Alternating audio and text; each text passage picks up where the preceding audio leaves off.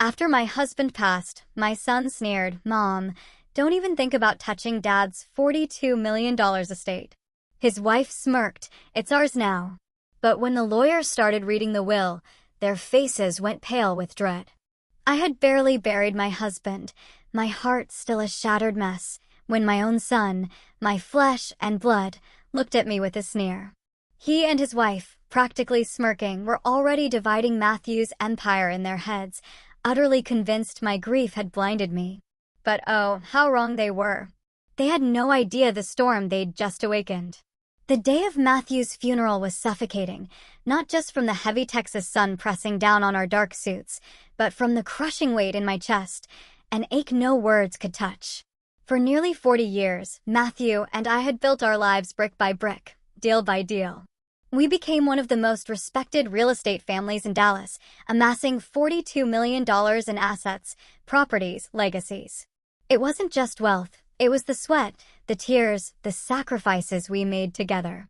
Yet, standing there in our grand Dawson estate, with polished oak coffins and rows of white lilies, I felt emptier than I ever had in my life.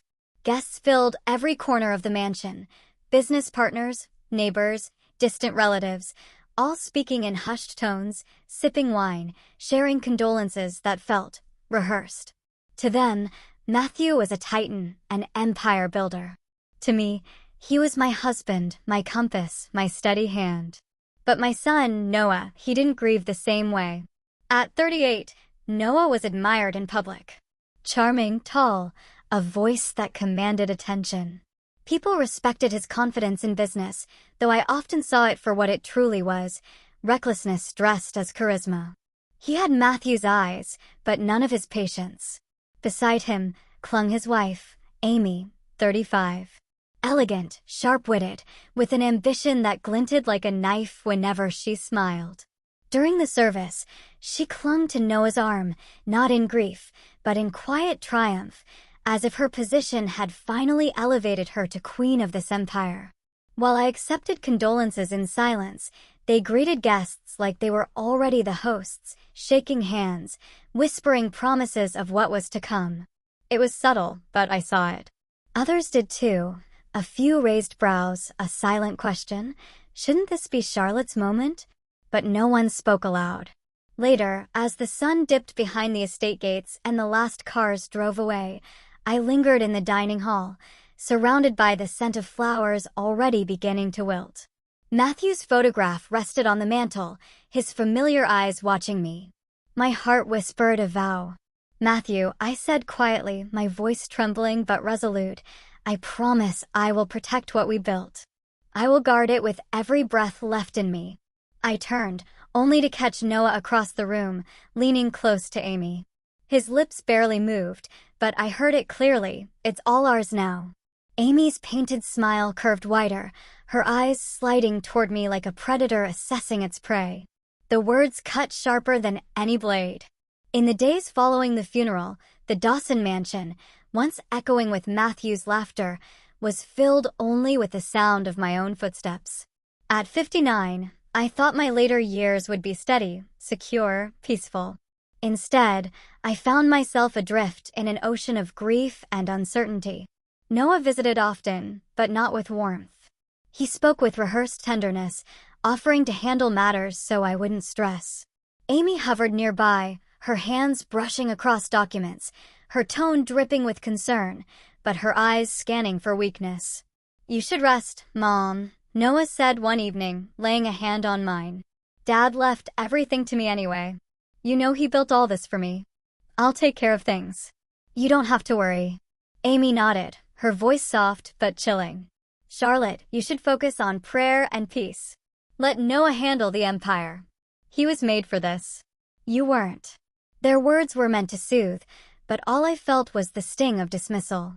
In their eyes, I was already a relic, too fragile, too irrelevant to matter. But they underestimated me. Because while grief had hollowed me out, it had not erased who I was. I had built this life with Matthew. I had stood beside him in every boardroom, negotiated contracts when his health wavered, sacrificed friendships, dreams, and years of my youth to build what now stood in my son's hands. And as I watched Noah puff his chest with pride and Amy smirk like a woman who had finally won, I knew one thing with absolute clarity. This was far from over. That was the first time I realized the story of Matthew's wouldn't be about what he left behind. It would be about what was revealed when greed was given the chance to bare its teeth. And though I didn't yet know every step of the road ahead, I felt a storm rising. Because no matter how much my son insisted otherwise, no matter how Amy whispered in his ear, I would never let Matthew's empire crumble under arrogance and entitlement. That night, the mansion felt colder than usual. The halls of Dawson Estate were never silent before Matthew passed, but now, even the ticking of the grandfather clock carried an eerie weight. I walked slowly down the corridor, searching for something, maybe a trace of comfort, maybe just the strength to face another day without him. As I passed the study, a sliver of light bled through the crack in the heavy oak door. I paused, thinking Noah might be working late. But then I heard voices. Not just voices, but his voice, low and mocking, and Amy's, sharp as glass. I should have kept walking. I should have respected the boundary of that door. But something in their tone, the cruel edge in their laughter, froze me to the floor. Noah, Amy's whisper was sly, curling like smoke. She's fragile now. You've seen her. One gentle push and she'll lean exactly where you want. Smile, hold her hand, look like the dutiful son. She'll sign whatever paper you place in front of her. I paused. Then Noah chuckled. Not the laugh of my little boy who once begged me to read him bedtime stories. This laugh was hard, arrogant. You're right, he muttered. She's easy prey. All her life she's hidden behind Dad's shadow. She knows nothing about running this empire. The moment I tell her it's complicated, she'll nod and hand me the pen. I felt my chest tighten as though the air had turned to iron. Amy's voice came again, steady, confident. We'll draft something clean, something that shifts control quietly. She'll believe it's just another routine document. And when the lawyer confirms her signature, it's ours. Every property, every cent. She can have her charity lunches and her pearls, but the estate belongs to us. Noah gave a short laugh. She'll thank me for saving her the trouble, and the city will still respect me. Matthew Dawson's only son. No one will question it. Who listens to a grieving widow anyway? My knees trembled, but I refused to let a sound escape my throat. I leaned closer to the door, my heart pounding in my ears. Amy pressed further. She's still clinging to her dignity. Break that. Remind her she's old. Remind her that Matthew is gone. Without you, she has nothing. Once she feels powerless, she'll surrender everything with a smile. I bit down on my lip until I tasted blood. My son, my only son, plotting to strip me of everything Matthew and I had built. Noah, Amy teased, her tone dripping with cruelty. You always said she was too soft. This is your chance to prove you're stronger than your father ever was. Don't hesitate. Noah sighed, but not with doubt, with pride. She thinks I care. She doesn't know that I stopped respecting her years ago. To me, she's just a figurehead. She was never cut out for this world. Dad tolerated her opinions, but I won't. I'll run things the way they should have been run all along. The words stabbed deeper than any blade could. I pressed my hand against the wall, steadying myself. 1,000 memories came rushing back. Noah's first steps, his first broken arm, his laughter in the backyard while Matthew grilled burgers. I had raised him with love. I had stood beside him when he faltered. And now he stood on the other side of that door, tearing apart the last threads of trust that bound us together. I swallowed hard, forcing back tears. I wanted to burst through the door, confront them, scream his name until the echo rattled the chandeliers. But something inside me whispered to wait. If they thought I was fragile, I would let them believe it. If they thought I was blind, I would keep my eyes sharper than ever. Still, their words cut again before I could step away. She'll never see it coming, Noah said flatly. Mom's weak. She'll fold like paper, and when she does, everything Matthew left will finally be mine. Amy's laugh lingered like poison in the air. At that, my hand slipped from the wall, my breath sharp and uneven. I stumbled back, the wood floor creaking beneath me. For a moment, I feared they'd heard, but their voices carried on, absorbed in their scheming. I walked away as quickly and quietly as I could, my slippers brushing against the Persian rugs, my heart hammering so loudly I thought it might give me away. By the time I reached my room, my eyes were burning. I closed the door, collapsed against it, and let the weight of their betrayal crush me. For a brief second, I prayed it was grief talking, that Noah's words were born of desperation, not malice. But I knew better. The tone in his voice was not of a son mourning his father. It was the voice of a man who had already crowned himself king. I stood in the darkness of my bedroom, fists clenched. My body trembled, not just from sorrow, but from the slow, steady birth of something else, resolve. Matthew had trusted me to guard what we built. And I realized in that moment I could not crumble. I could not surrender. If Noah thought I would fold quietly into the shadows, he was mistaken. Yes, my son had betrayed me. Yes, his wife had sharpened his arrogance into a weapon. But they underestimated me. And I would make certain they lived to regret it.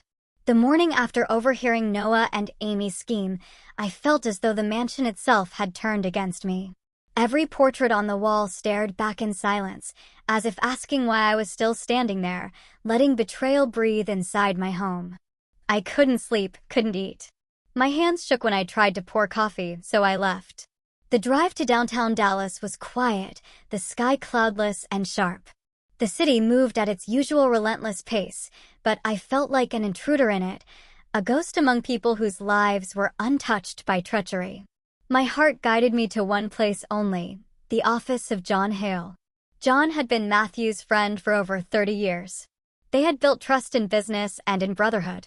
He had served as the family's attorney since Noah was a child. If there was anyone who could steady me, who could help me see past the fog, it was John. His office was tucked inside a tall stone building with brass handles that gleamed in the morning sun. I pushed open the door. The scent of leather and polished wood greeting me like an anchor. His secretary, a woman in her 50s with kind eyes, recognized me instantly and ushered me in without question. John stood from behind his desk when he saw me.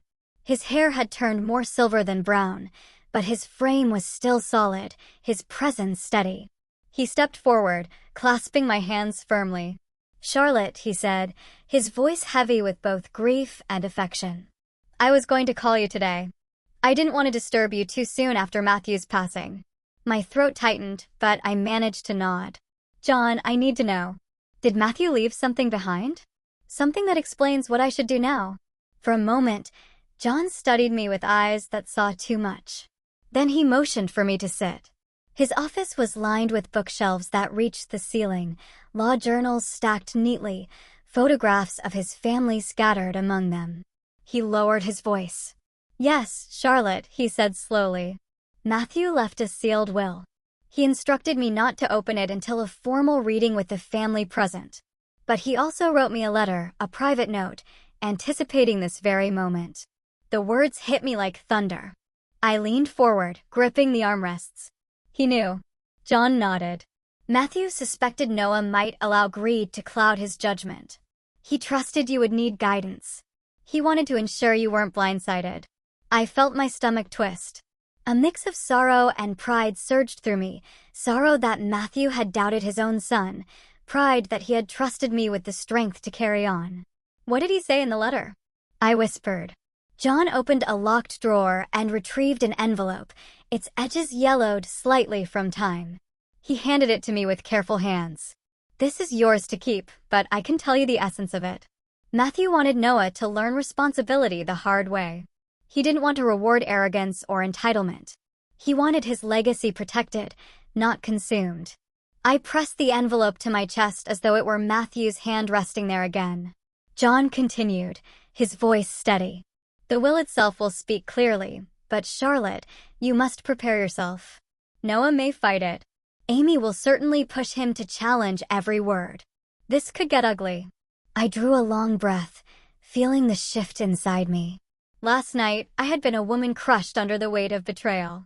But now, hearing Matthew's foresight, holding his words in my hand, I felt a current of strength rising. "I won't let them destroy what Matthew built," I said firmly. "If this is his will, his last wish, then I'll protect it with everything I have." John leaned back, studying me. There was something like relief in his expression, as if he had feared I would crumble. That is exactly what he hoped you would say. You're stronger than they realize, Charlotte. That's your advantage. I shook my head slowly. They think I am fragile. They think grief makes me blind. But they don't know me, John. Not really. I may have been quiet all these years, letting Matthew take the lead. But I listened. I learned. And I will not be played for a fool by my own child. For a moment, silence stretched between us. Only the ticking of a small desk clock filled the space. Then John spoke again. There is another thing, he said carefully. Matthew left something symbolic in the will. I cannot reveal the details before the formal reading, but it is designed to test Noah's character. It will not be what he expects. You need to be ready for his reaction. My grip on the envelope tightened. Then let him react. But I will not yield. If Matthew trusted me to carry this burden, I'll see it through. John's lips curved into the faintest smile. Good, because once that will is opened, there will be no going back. The truth will cut deep and alliances will shift. But remember, Matthew's intent was not just to punish, but to guide. Even in death, he wanted Noah to learn the value of humility. The words sank into me like fire. For the first time since the funeral, my spine straightened. I felt taller, anchored by purpose rather than drowned by loss. I stood, folding the envelope carefully into my purse. John, thank you. You've given me more than legal advice. You've given me direction. Whatever storm comes next, I'll face it. He rose as well, placing a reassuring hand on my shoulder. You're not alone, Charlotte. Remember that. As I left his office, the roar of Dallas traffic filled the air. But inside me, there was only a sharp, calm determination. Last night, I had been broken by Noah's cruelty. Today, Matthew's foresight had stitched me back together. I walked toward my car with one thought burning clear in my mind. If my son wanted a war over this estate, then a war he would have. And I was ready. I knew if I confronted Noah too soon, he would fight back with everything he had. He believed himself clever, and Amy fed that illusion daily. If I wanted to protect Matthew's legacy, I needed to play the part they already assumed I was. Fragile, tired, easy to handle. So, I began the performance. The next morning at breakfast, I let my shoulders slump. My hands trembled just slightly as I lifted the teacup. Noah sat across from me, scrolling through his phone. Amy tapped her nails against the table, impatient, as though even family meals were an interruption to her schemes. I cleared my throat. Noah, I said softly, perhaps it's time you helped me with some of your father's paperwork. I'm not as strong as I used to be. Just a few things. Nothing heavy. Temporary, of course. His head lifted, eyes sharp, but quickly masking calculation. Temporary? What do you mean? Just some minor accounts, I replied, sliding a small folder across the table. A late cabin maintenance bill, a shareholder note that needs watching. Simple things. I'm so tired lately. It would be a relief. Amy's smirk spread instantly. That's a wise decision, Charlotte, she purred. You shouldn't overburden yourself. Noah can handle these. He's good with numbers. I smiled faintly, eyes lowered, letting them see only the outline of weakness. Inside, I measured every flicker on Noah's face. He took the folder like it was the first crack in a locked door. Of course, Mom, he said, masking his eagerness with forced calm. I'll take care of it. You should focus on your health. Health? The word hung in the air like a knife. Later that day, when they left for errands, I drove quietly to the office.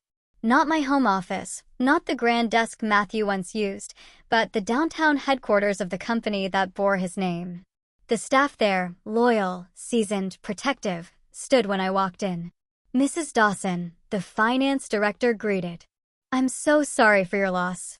I placed a hand over hers. Thank you. I need a favor. For the next few months, whenever Noah asks for files or financial records, I want duplicate copies sent directly to me. Quietly. No delays, no questions. Her brows knit for a moment. Then she nodded firmly. Understood. One by one, I spoke to department heads, accounts, real estate operations.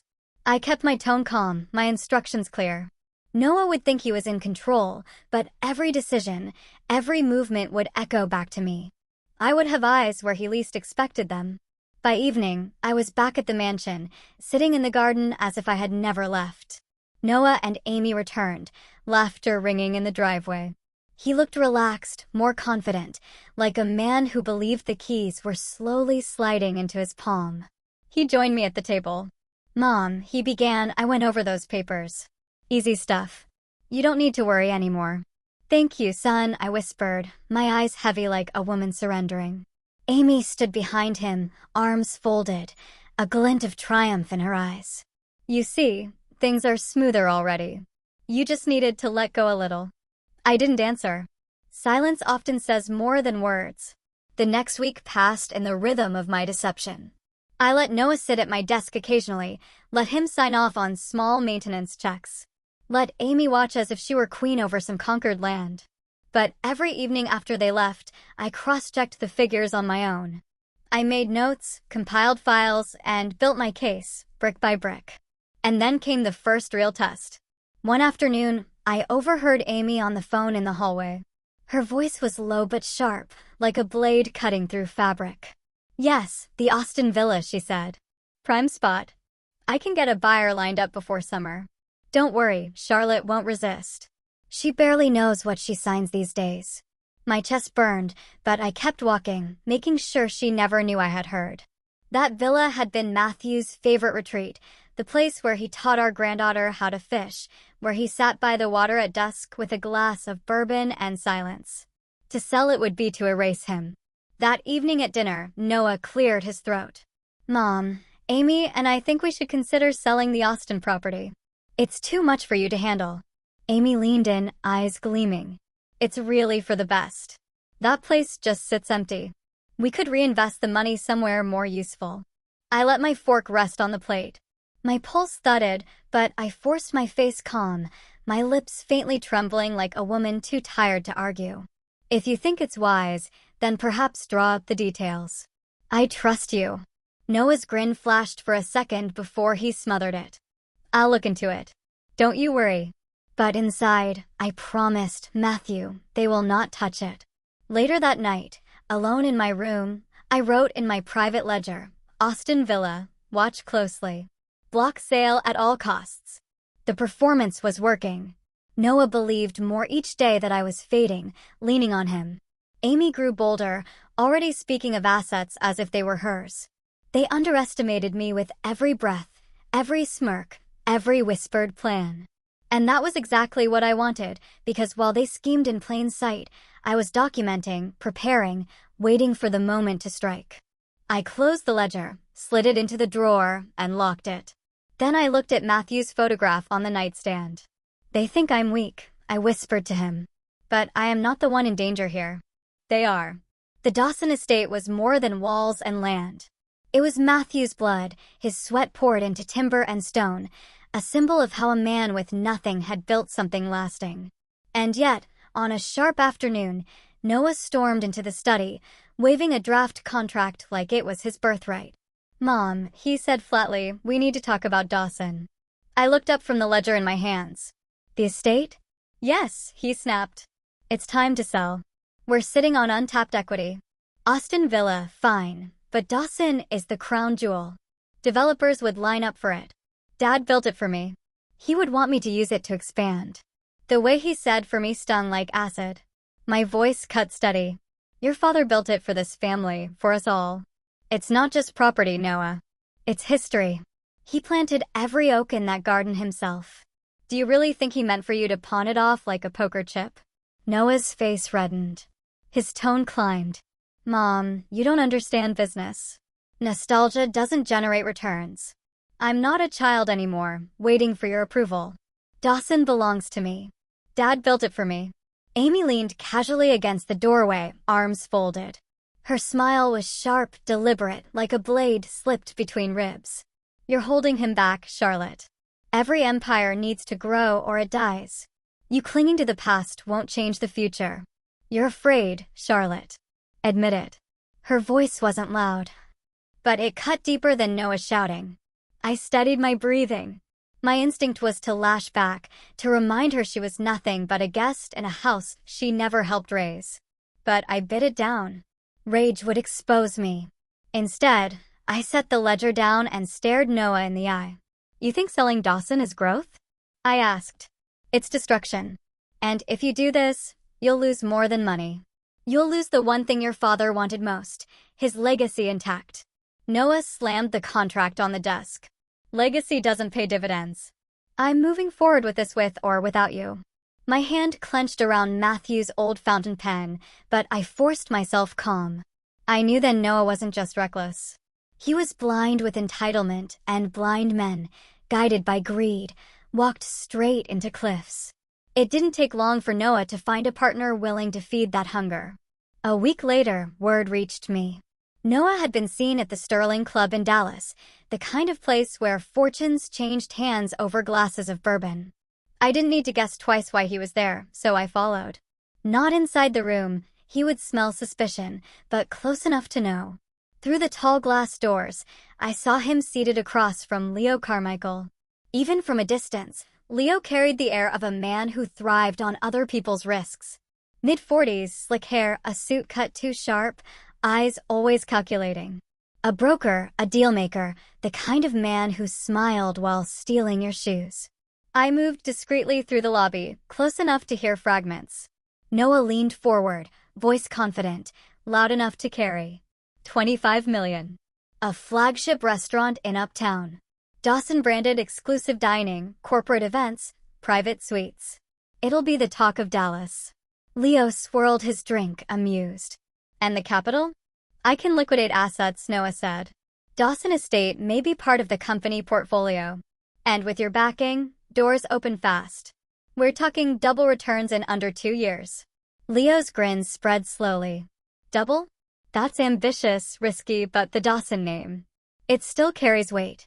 He tapped a finger against the table, savoring the calculation. "All right, I'll vouch. I'll bring in investors, smooth the banks, guarantee credibility. You deliver me a cut, 10% off the top." "Done," Noah said instantly. Almost too eagerly. I clenched the railing where I stood hidden. Matthew's name, his reputation, being traded like cheap currency. Leo leaned closer, his tone dropping, but I caught the edges. "But listen, kid, this only works if you're bold. No hesitation. You want to play in the big leagues? You burn the past. No more mother. No more sentimental anchors. Clear?" Noah straightened his shoulders, chest puffed like he'd been knighted. "Clear." Amy appeared beside him moments later, draping her hand over his arm, flashing that same victorious smirk. She whispered something that made Leo laugh. The three of them toasted as though a kingdom had been secured. I stepped back into the shadow of a column, my pulse hammering. In that moment, it was no longer about Noah stumbling. He was sprinting headlong into a pit, selling Dawson, gutting the company, handing Matthew's honor to men like Leo, who saw legacy only as leverage. Driving home, I replayed their words, their gestures, every smug smile. By the time I reached the estate gates, I knew this was no longer a family dispute. It was war. Noah wasn't just risking money. He was risking our name, our foundation, everything Matthew had sworn to protect. Inside the house, he passed me in the hall, his face lit with reckless energy. "Big things are coming, Mom," he said. "Bigger than you ever imagined. You'll thank me one day." I stopped him with a look. "Noah, remember this. Every empire built too fast collapses twice as hard." He laughed, shaking his head. "That's your problem. You don't think big enough. Leo gets it. Amy gets it. You don't." And then he walked away. Alone in the silence, I pressed my hand against Matthew's portrait on the wall. "They think I'm powerless," I whispered. "But they have no idea who they're playing with." I thought Noah's arrogance had already reached its peak. I was wrong. The following week, he started carrying a folder into every meeting. A thick binder with Dawson embossed on the cover. At first, I assumed it was nothing more than his notes, but then whispers reached me. He wasn't just saying he was the heir apparent. He was showing people something, a document. At a dinner with 2 board advisors, I saw it myself. He spread out a clean, cream-colored sheet, the kind of paper our lawyers used for drafts. Across the top, in bold, it read, "Last Will and Testament of Matthew Dawson." My stomach clenched. He spoke with a steady, rehearsed confidence. Of course, nothing is official until the reading next week, but this was my father's intent. His signature is right there. He wanted me to carry Dawson Enterprises into its next phase.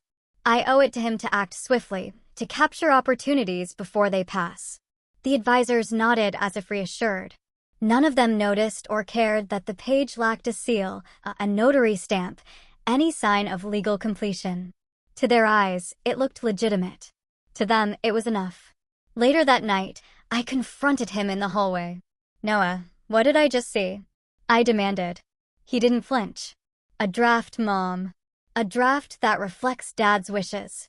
You can fight me all you want, but this company needs a leader willing to act. Investors don't wait for ceremonies. They want proof of continuity." "It's not proof," I shot back. "It's a forgery." He stepped closer, lowering his voice. "It's persuasion. Don't confuse the two." The more dangerous part wasn't the paper itself. It was how he wielded it. At one meeting with bankers, I overheard him presenting his pitch. He no longer spoke like a desperate heir. He spoke like a CEO mid-transition, with jargon that sounded both professional and inevitable. "We're restructuring and diversifying the Dawson portfolio post-transition," he said, calm as ice. "Our family enterprise is entering a new generational phase. That means capital reallocation, fresh partnerships, and strategic investments. We're not just inheriting, we're innovating." I watched the bankers lean in. When Noah framed it as Dawson Enterprises, it sounded invincible. Not Noah Dawson begging for cash, but a dynasty securing its future. Amy chimed in smoothly, her tone dripping with confidence. "What you're seeing here is generational succession at its finest. The market trusts stability, and Dawson Enterprises represents exactly that." They had built a performance, one that made Noah appear unstoppable. The deals themselves were cunningly shaped, not outright commitments, but instruments designed to trap. I managed to glance over one of the agreements Noah brought home. It wasn't a finalized contract. It was a letter of intent, an LOI. At first glance, it seemed harmless, just an expression of interest. But buried in the clauses was the poison. The text read, "Party B agrees to reserve exclusive rights to participate in the Dawson investment project for 30 days. In exchange, Party A will deposit an earnest sum of X dollars within 10 business days following the probate hearing. Should Party A fail to deliver, a breakup fee equal to 15% of the project value shall be due immediately. 15% of $25 million, nearly $4 million. Money that would never come back." He was gambling with liabilities he didn't even own yet. Worse, every document bore his father's name as a shield, turning Matthew's reputation into collateral. One evening, I entered the study to find Noah. At the desk, drafting emails. Amy was at his shoulder scrolling through numbers on a tablet. "He needs reassurance," she said. "He wants to know the money will clear after probate."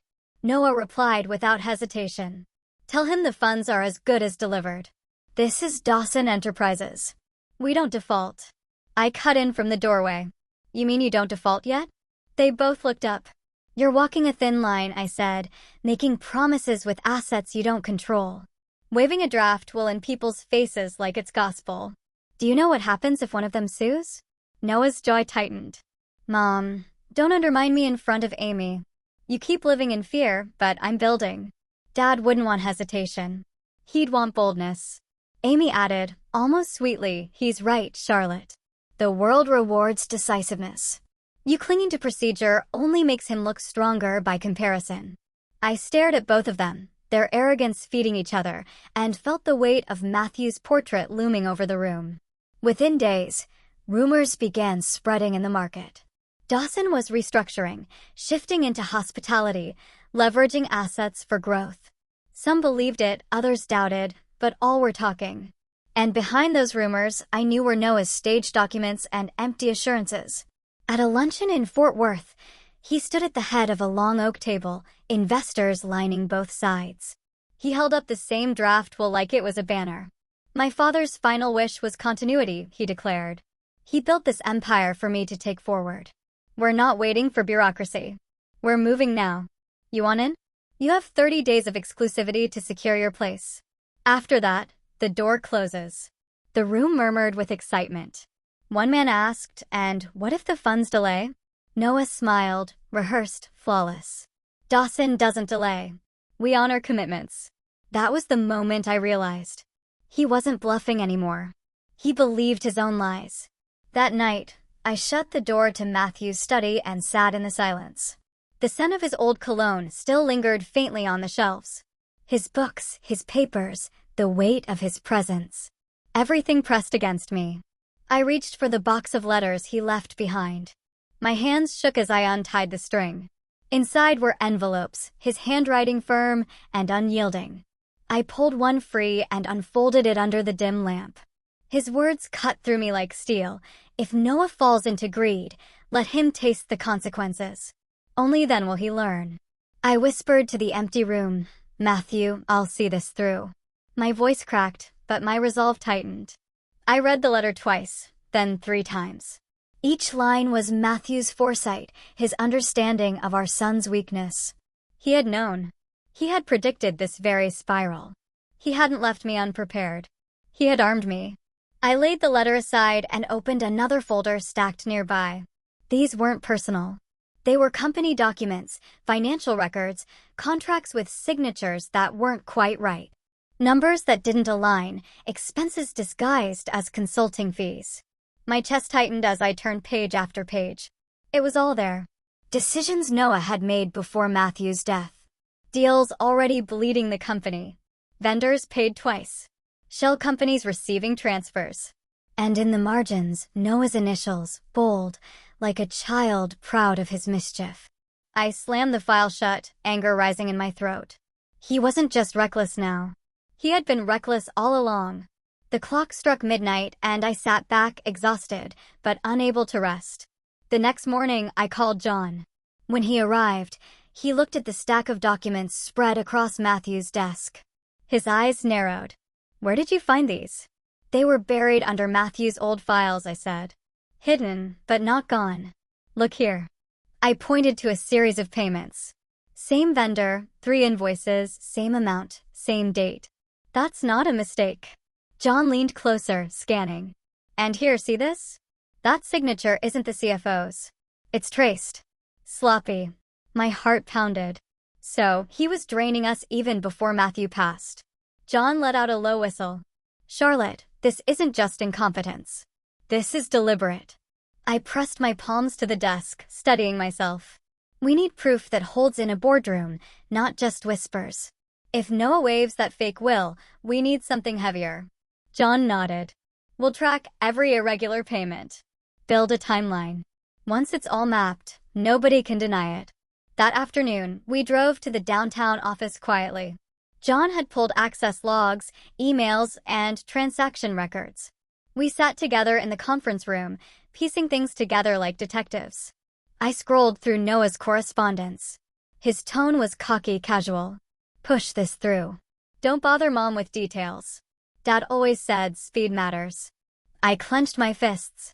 He was using Matthew's words as cover, twisting them into excuses for theft. John dropped another folder in front of me. Look, he signed an LOI with Brahman weeks before Matthew's death. That means he was already positioning himself. He didn't wait for probate. He didn't even wait for his father's body to be cold. The reality cut deep. My son had been planning this long before grief could even set in. As the sun set, John leaned back. Charlotte, you have enough to corner him. But the question is, when? I looked at the pile of letters beside me, Matthew's voice echoing in my mind. Let him taste the consequences. Not yet, I said. If I strike now, he'll spin it as me resisting change. No, we wait until he hangs himself with his own rope. Then we tighten the knot. John's eyes met mine. That takes patience. Patience, I said coldly, is all I have left. That night, back in Matthew's study, I sat again with the letters. My hands no longer trembled. My fear had hardened into something else, clarity. Matthew, I whispered into the silence, I'll carry this to the end. Not because I want revenge, but because he must learn. He must build again, not on stolen ground, but on his own. I closed the box, locked it, and turned off the lamp. The silence was heavy, but this time it was no longer suffocating. It was the silence before a storm, and I was ready to bring it. The day of the will reading arrived, and the Dawson estate felt colder than I had ever known. The long library with its towering shelves and heavy curtains drawn against the sun was transformed into a courtroom of sorts. The air was thick with unease. I sat at the center of the long mahogany table, posture straight, face calm. Inside, my heart was steady but guarded. To my right was John Hale, our family lawyer, his expression unreadable, papers neatly stacked before him. Across from me sat Noah and Amy, side by side. Noah's shoulders squared with false confidence, his chin raised. Amy leaned close, whispering to him with a smile that barely hid her smugness. To them, this was a formality, a ceremonial rubber stamp before the floodgates opened in their favor. I watched their arrogance like one watches a storm gather over calm water. John cleared his throat. The room hushed instantly. His deep voice carried authority, every syllable deliberate. By order of the late Matthew Dawson, I am tasked with reading his final will and testament. This document has been verified, sealed, and will be entered into probate effective today. Noah rolled his eyes. Yes, let's move it along, he muttered loud enough for me to hear. Amy smirked at his impatience. John did not flinch. He continued with the standard provisions: donations to long-serving employees, bequests to charity, instructions for the upkeep of certain properties. Noah tapped his fingers against the table. Amy sighed dramatically. Finally, John adjusted his glasses and turned to the final section. The atmosphere shifted. Even Noah sat up straighter, waiting for the words he thought would crown him. John's tone sharpened. Now, regarding Dawson Enterprises and the totality of the Dawson estate, including liquid and non-liquid assets, properties, and holdings, Noah leaned back with a satisfied smirk. Amy clasped his arm. John continued, Matthew Dawson hereby appoints his wife, Charlotte Dawson, as the sole heir and primary executive of his estate. She shall assume the role of chairwoman of the Dawson Enterprises board with full authority to act in his stead. The silence was deafening. I watched Noah's face shift from smug to stunned in a blink, his jaw clenched, his smirk evaporating. Amy's mouth dropped open, her hand falling away from his arm. John's voice was steady, unrelenting. Furthermore, it is Matthew Dawson's express wish that his son, Noah Dawson, inherit a trust fund in the amount of $100,000. This fund is subject to conditions, including demonstrable employment, personal financial responsibility, and abstention from misusing Dawson Enterprises' name for personal gain. The fund will be administered by Charlotte Dawson at her discretion. The air froze. My hands remained still on the table, but inside I felt the weight of Matthew's foresight. Noah shot to his feet, his chair scraping violently against the floor. His face flushed crimson. This is a fraud, he shouted, his voice cracking. I built this, too. I kept this family name alive when Dad was gone. When Mom was, he stopped himself, glaring at me. You can't expect me to believe he'd cut me off for a measly $100,000. This is my company, my inheritance. Amy's eyes welled with tears, but they weren't of grief. They were rage. This is absurd. Matthew loved Noah. He would never do this. He trusted him more than anyone. John's reply was calm, surgical. Matthew knew exactly what he was doing. He made these arrangements long before his illness worsened. This was his final test. He wanted to see if Noah would act responsibly and wait, or let greed consume him. Sadly, Noah, you answered that for him. Noah's fists clenched. This is your doing, Mother. You poisoned him against me. You filled his head with lies. I met his fury with silence at first, letting the weight of his own words hang in the air. Then I spoke, my voice sharp, steady. I didn't need to poison anything. Your actions spoke louder than I ever could. The fake documents, the reckless deals, the arrogance. Your father saw through it all. Amy slammed her hand on the table. You think you've won? This isn't over. Noah will contest this. He'll drag you through court until every penny is gone. John interjected, his voice cutting her off like a gavel. He can try, but this will is airtight. It was notarized, witnessed, and stored under court seal. Contesting it will expose every questionable decision Noah has made. Are you prepared for that scrutiny? Amy's face went pale. Noah looked away, his breath shallow, his chest heaving. For the first time, his bravado cracked into something raw, fear. I let the silence stretch, my gaze locked on him. When I finally spoke, it was not with anger, but with the steel Matthew had left me. Your father wanted you to stand on your own feet, Noah. Not to live off his shadow, not to twist his legacy into your playground. He left you something, but he left you a lesson first. If you can't learn it, then the money will mean nothing, and neither will the Dawson name. Noah dropped back into his chair, his head in his hands. Amy whispered frantically to him, but he didn't respond. His shoulders shook, not with sorrow, but with rage he couldn't unleash. John closed the will, sliding the documents back into their envelope. The reading is concluded. Charlotte, as executive, all further proceedings are under your authority. I nodded once. Thank you, John. I rose slowly, steady, while Noah and Amy remained frozen in disbelief. As I walked toward the door, I felt Matthew's presence stronger than ever. This was not just victory. It was justice. I had carried his foresight through, and though the wound of betrayal still burned, I knew I had fulfilled his wish. Behind me, the silence lingered. The sound of Noah's world collapsing was not loud. It was quiet, suffocating, undeniable. The room had not yet recovered from the shock of the will. When Noah's fury erupted, his voice cut through the air like shattered glass.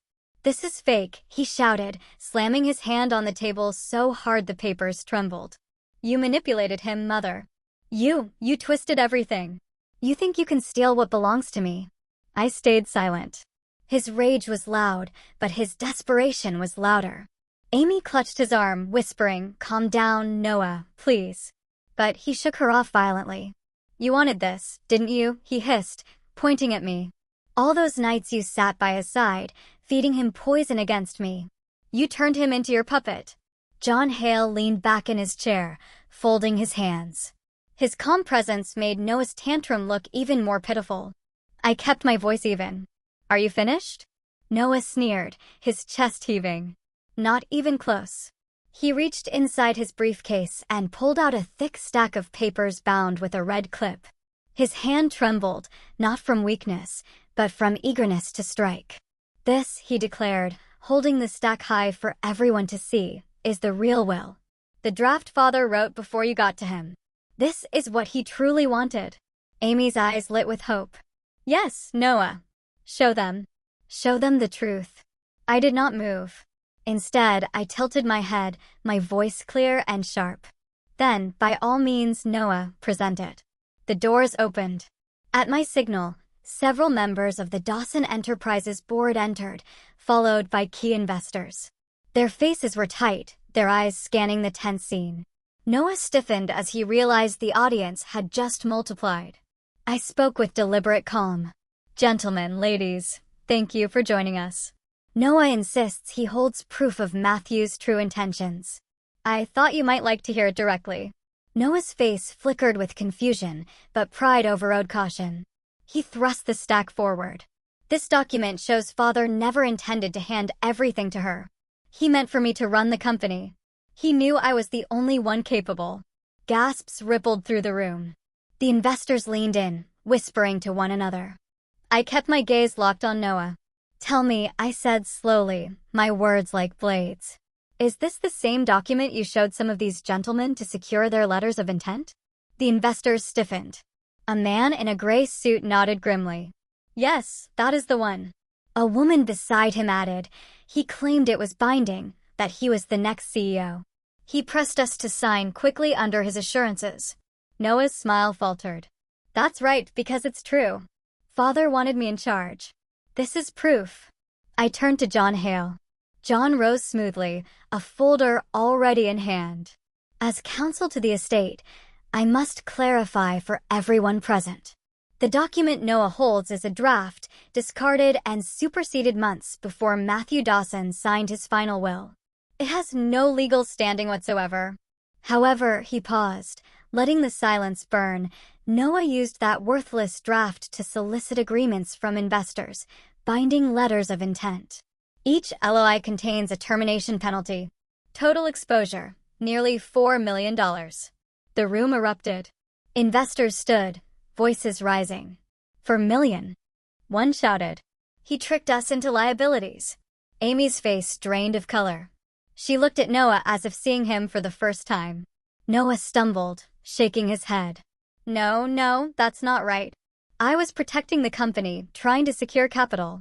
John's voice sliced through him with forged authority. "Worse, we have documentation showing you signed loan applications using your mother's name as guarantor. That is fraud, Noah. Criminal fraud." Gasps again. Eyes turned to me, then back to Noah. Noah's jaw dropped. He looked cornered, like an animal realizing the cage had been locked from the outside. "She's lying. You're lying. This is all a setup." I rose from my chair, slow and deliberate. My voice was low, steady, and final. "Noah, your father's will didn't strip you of power. You did that yourself. You didn't inherit a company. You manufactured a debt. You didn't protect his legacy. You endangered it. And now you stand exposed, not as a leader, but as a liability." Amy whispered, almost in a trance. "You told me.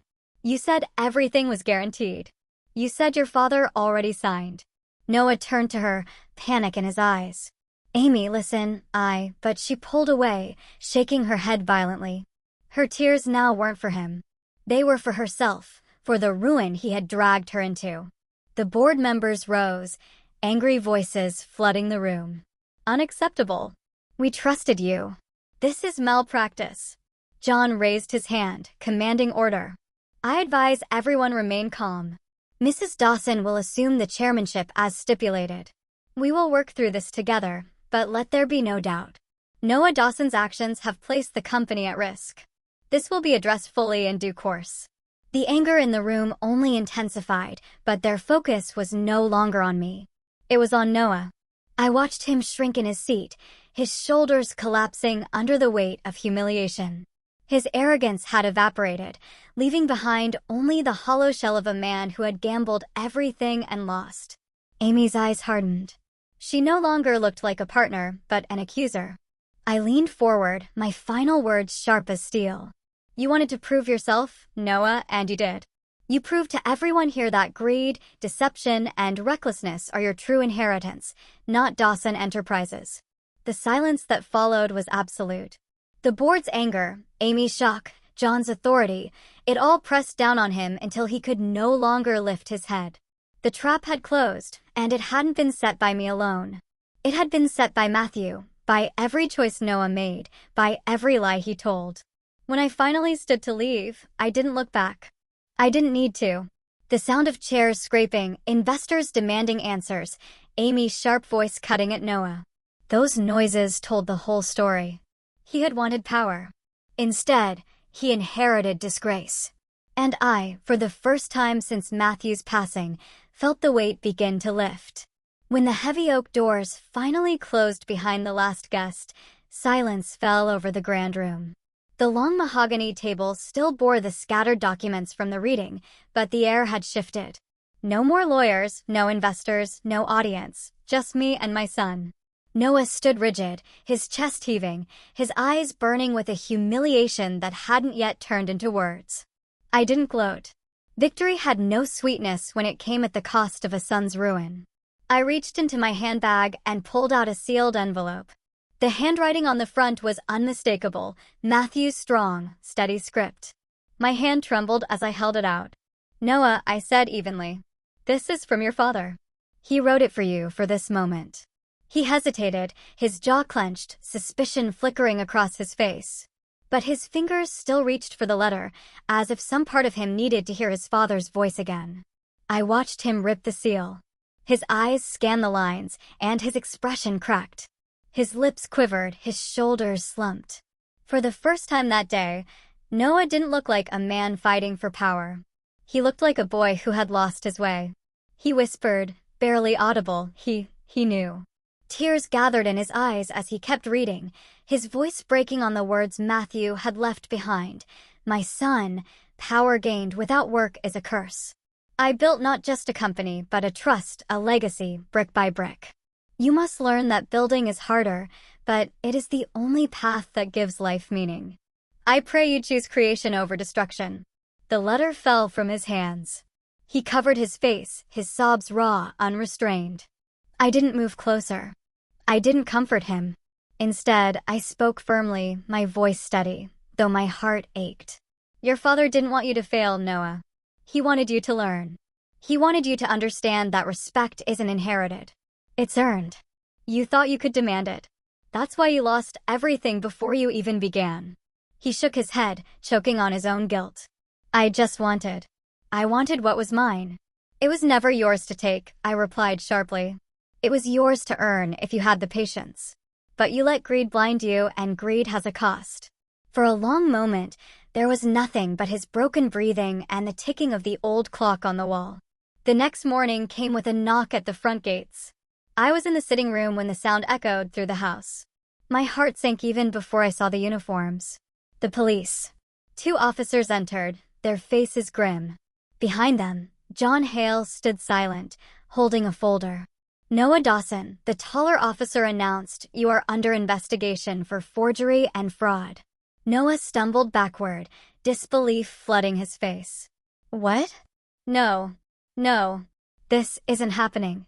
You can't." But then Leo, his so-called ally, was led in handcuffs through the doorway. His head hung low, his voice. "I told them everything, Noah, about the fake documents, about how you used your mother's name to secure the loans. I couldn't take the heat alone." The color drained from Noah's face. "You betrayed me." Leo didn't look at him. He just whispered, "You betrayed yourself." The officers read Noah his rights. He shouted, cursed, tried to argue, but it was useless. The evidence was there, laid bare in black and white. The law wasn't swayed by anger or denial. I sat on the edge of the sofa, my hands gripping the fabric so tightly my knuckles whitened. My son, my flesh and blood, being taken away in disgrace. Tears welled in my eyes, but I forced them back. This wasn't about pity. This was justice. As they escorted him out, Noah turned once more, desperation flashing across his face. "Mother, please say something. You can stop this." I stood, but my words were cold, unshaken. "Noah, I warned you. Your father warned you. We both wanted you to stand on your own, not drag everyone else down with you. I will not shield you from the consequences of your own choices." His eyes widened, and for a heartbeat he looked like the frightened child who once ran to me for protection. But the moment passed, and the officers pulled him through the doorway. The house fell silent again. I sat back down, my body heavy, my chest tight. My tears finally spilled, quiet and uncontrollable. They weren't tears of triumph. They were tears of a mother who had done everything she could and still had to watch her son fall. I whispered to the empty room, to Matthew's memory, I didn't want this. I wanted him to change, but perhaps this is the only way. The world outside moved on. Investors regrouped. The company stabilized. Life continued. But for me, time slowed. I thought of Noah's last look, torn between rage and despair. I thought of Matthew's words in the letter, words meant to guide a son who had chosen the wrong road. Justice had spoken, not through my hands, but through Noah's own mistakes. The punishment wasn't mine to deliver. It was the world's, the law's, and ultimately his own doing. I sat there silent, my tears blurring the morning light that poured through the tall windows. There was no gloating in me, no sense of victory, only the solemn weight of truth, a family broken by greed, a legacy nearly destroyed, and a mother left to carry both grief and strength. But even in the quiet, I knew this. Matthew's lesson had been delivered. Perhaps not in the way I hoped, but in the way it had to be. The courtroom in Dallas was cold that morning. The kind of sterile cold that stripped people of pretense. The flags hung still, the judge's gavel resting on the bench like a weapon waiting to strike. I sat at the back, quiet, my hands folded in my lap. This wasn't my battle anymore. Justice had its own stage. Noah stood before the judge, no longer wearing the tailored suits that once made him look untouchable. His face was pale, eyes restless. He looked smaller, almost shrunken inside his own skin. The judge's voice was sharp and unyielding. "Mr. Noah Dawson, the court has reviewed the evidence presented. Your actions constitute forgery, misrepresentation, and financial fraud. The damage you caused to investors and to the estate cannot be ignored." Noah's attorney tried to soften the blow, speaking of youth, of poor judgment, of the pressure of expectations. But it didn't matter. The truth was clear. The verdict came like the crack of a whip. Heavy fines running into millions, enough to strip away the illusion of wealth he clung to. A permanent stain on his reputation, blacklisted from holding executive power in any registered corporation. And then the words that silenced even the whispers in the room: "You will no longer be recognized as a lawful trustee of the Dawson estate. The trust shall remain under protection of its rightful guardianship." Noah staggered as though the bench had physically struck him. His lips parted, but no words came. Amy was there, sitting 2 rows in front of me. Throughout the trial, she had worn her usual mask of poise, but I saw the cracks forming. When the sentence was spoken, she didn't reach for Noah's hand. She didn't look at him. She stood, her heels echoing against the tile, and walked out without a word. The sound of the door closing behind her was louder than the gavel. Noah turned, desperation flashing across his face. "Amy, wait." But she didn't. She never looked back. The courtroom emptied slowly, reporters scribbling, investors muttering, strangers avoiding Noah's eyes as if disgrace might rub off on them. I remained seated until the crowd thinned. When I finally approached him, he was slumped on the bench, his tie loosened, his hands shaking. "Mother," he whispered, his voice raw. "They've ruined me." I met his eyes, steady and unflinching. "No, Noah, you ruined yourself. They only held up the mirror." He shook his head, his breath shallow. "Amy's gone. The company's gone. My name, everything." His voice cracked. "What am I supposed to do now?" I didn't answer. Some questions had no comfort, only truth. The weeks that followed were merciless. The press had a feast. Headlines painted him as the prodigal son turned criminal. Photographs showed him leaving court, shoulders bent, surrounded by flashing cameras. Business journals stripped away his former title of heir apparent, replacing it with fraudster, disgraced, fallen. Investors he once charmed now spoke his name with contempt. Invitations dried up. Friends vanished. Even old acquaintances avoided him in public, fearful of association. I heard whispers from mutual contacts. Amy had filed for separation. She had left for New York, reclaiming her maiden name. She sold the jewelry he had given her, moved into a high-rise downtown, and never mentioned him again. For Noah, the punishment was not just financial. It was social exile. One afternoon, months later, I saw him again. Not in a courtroom, not surrounded by lawyers or officers, but at a small coffee shop on the edge of town. I had gone there to meet a friend. Through the window, I spotted him alone at a corner table, hunched over a laptop, his clothes simple, his face gaunt. He looked nothing like the man who once strutted into boardrooms. He was just another customer lost in the crowd. I stepped inside. He saw me and froze. His eyes widened, shame flooding his face. I walked to his table, my footsteps measured. "Noah." He lowered his gaze. "Mother, I didn't think you'd ever want to see me again." "I didn't come here for you," I said truthfully. Then, after a pause, I sat across from him. "But now that I'm here, I will say this. You're still breathing. That means you still have choices." He swallowed hard, his voice barely above a whisper. "I've lost everything. I'm nothing now." I leaned in, my words sharp, but not cruel. "You were nothing when you thought everything belonged to you. Now, stripped of it all, maybe you have the chance to become something real." He blinked rapidly, struggling to hold back tears.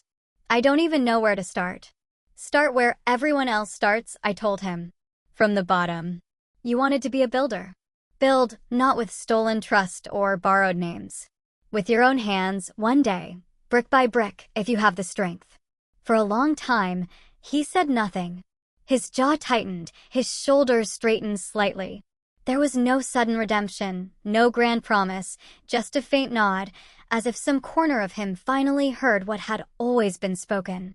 In the months that followed, I heard fragments of his new life. He rented a modest apartment, sold the last of his luxury possessions, and began working with a small logistics firm. Not as a director, but as an assistant.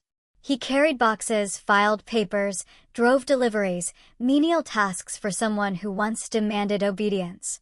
But for the first time, the work was honest. Neighbors told me he often kept to himself.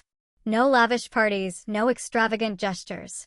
Some evenings he sat outside his building with nothing but a notebook, scribbling furiously as if trying to map a future no one could hand to him. And though he never came to me for help, I sensed he had begun to taste what Matthew wanted him to understand, the value of building, not taking. As for me, I didn't watch with bitterness or glee. I carried my own burden. A mother's heart never stops aching, even when justice is served. But I also carried the truth. Punishment, though harsh, had carved away the illusions. The judge had spoken. The law had stripped him of power. Amy had walked away, and society had turned its back. Now it was up to Noah to face the hardest sentence of all, life itself, without the safety net he once believed unshakable. I closed my eyes one evening, Matthew's words echoing in my memory, "Power gained without work is a curse." For the first time, I believed Noah might finally be learning that lesson. 3 years had passed. Time didn't heal everything, but it forced change, whether we wanted it or not. I sometimes drove past the edge of Dallas, where the city gave way to quiet neighborhoods. There, tucked between a laundromat and a hardware store, was a modest office with a faded sign that read Dawson Logistic Services. The letters weren't polished gold like the old corporate logos Noah once demanded. They were painted by hand, chipped at the edges, but still standing. I walked in once unannounced. The office smelled of coffee, paper, and sweat. Inside, Noah sat at a desk that barely fit the room. His shirt sleeves were rolled up, his tie cheap, his hands roughened from long hours. He wasn't barking orders into phones or surrounded by assistants. He was scribbling numbers in a ledger, his brow furrowed in concentration. When he noticed me, he froze. For a moment, I saw the old instinct, that flash of pride that once made him unbearable, but it didn't last. His shoulders dropped. He stood quietly, like a man acknowledging reality. "Mother," he said, voice steady, but tired. I nodded. "You're working?" "Yes." His answer was short, almost clipped. But then he added, "It's not much. Deliveries, paperwork, invoices, but it's mine. And I'm learning." His tone wasn't defensive. It was different, measured, grounded. He no longer spoke to impress. He spoke because the words were simply true. I didn't praise him. He didn't need my applause. He needed to keep going. Ethan, his son, had grown fast. 14 now, taller, his voice deepening, but his eyes still bright. He visited me almost every weekend, filling the house with energy I thought I'd lost forever. One Saturday afternoon, he burst through my garden gate with a grin stretched ear to ear. He carried a notebook, its pages filled with sketches and ideas. "Grandma," he said breathlessly, dropping beside me on the bench. "One day I'll build a company, a real one, bigger than Dad ever dreamed of, but not the wrong way. I'll build something that makes you proud." His words were sharp, ambitious, but his eyes carried sincerity. I placed my hand on his. "Do it with honesty, Ethan. That's the only way it lasts." He nodded fiercely, as if sealing a pact. Sometimes I wondered if Noah had heard his son speak that way. If he did, maybe it hurt. Maybe it healed. Maybe both. Life didn't erase Noah's mistakes. Dallas society remembered. Doors stayed closed. Invitations lost in the wind. When his name appeared in news articles, it was still followed by words like disgraced or convicted. But slowly he carved out a corner of respect. Not fame, not wealth, but the kind that came from showing up every day, doing work no one else wanted, and not running away. I heard whispers from people in town. "He's stubborn. He works late. He doesn't cheat anymore." That anymore was a wound, but also a warning. Sometimes Ethan told me about visiting his father's office. "He doesn't talk much, Grandma," he said once, "but he listens now." He asked me questions about school. He even packed me lunch last week. Those words cut me deeper than any verdict. It meant Matthew's letter had not been wasted. Some part of Noah was still alive, still capable of learning, even if it took ruin to reach it. But I didn't fool myself. Forgiveness wasn't simple. A mother's heart bends, but doesn't break. Yet it remembers every scar. I hadn't forgotten the humiliation, the betrayal, the cruelty he once showed me. I never would. One evening, Noah came to the house. He stood at the doorway like a guest instead of a son. His face was lean. His hair streaked with gray, though he was still young enough to fight it. I wanted to say he paused, struggling. Words had always come easily to him when he lied, but truth slowed him down. I can't undo what I did. I know that, but I'm trying not to waste what's left. I held his gaze. "That's between you and your conscience, Noah. Not me." He nodded. "I understand." He didn't ask for forgiveness. He didn't beg. He simply accepted the weight. That, in its own way, was growth. 3 years taught me something Matthew always knew. Punishment doesn't end in a courtroom. It lives in choices made afterward. Every time Noah walked into that small office, he carried his punishment with him. Every time Amy's absence followed him home at night, he felt it. Every headline that still called him a fraud was a reminder. But in the silence between all that noise, he had the chance to become a man, not just an heir. Ethan was the bridge. The boy saw both worlds, the father who fell, the grandmother who stood firm, and from that he drew his own path. One late afternoon, I sat in my garden. The sun was low, painting the sky with orange and violet. The flowers rustled in the breeze, and the air smelled faintly of earth and roses. Ethan had just left after dinner. He hugged me tightly, whispering, "I'll make you proud, Grandma. You'll see." His footsteps faded down the path, leaving me in the hush of twilight. I closed my eyes and breathed. And in that silence, I spoke to Matthew. "Matthew," I whispered, "I did what you asked. I gave him a chance. Not forgiveness, not indulgence, but a chance. He stands now on his own feet. He no longer mocks, no longer takes. He works, Matthew. He bleeds for it. That was your wish, wasn't it? That he learns the worth of sweat over shortcuts." I felt the weight lift. Not entirely, but enough. Enough to know I had honored my husband's wish, enough to believe the cycle might break with Ethan. The garden grew darker, the first stars pressing against the sky. I sat there alone, but not lonely. My hands folded in my lap. For the first time in years, I allowed myself to hope. Justice had been served, consequences had been paid, and even in ruin, the seed of change could grow. And I, a grandmother scarred but unbroken, had kept my promise to my husband, to myself, and to the family name.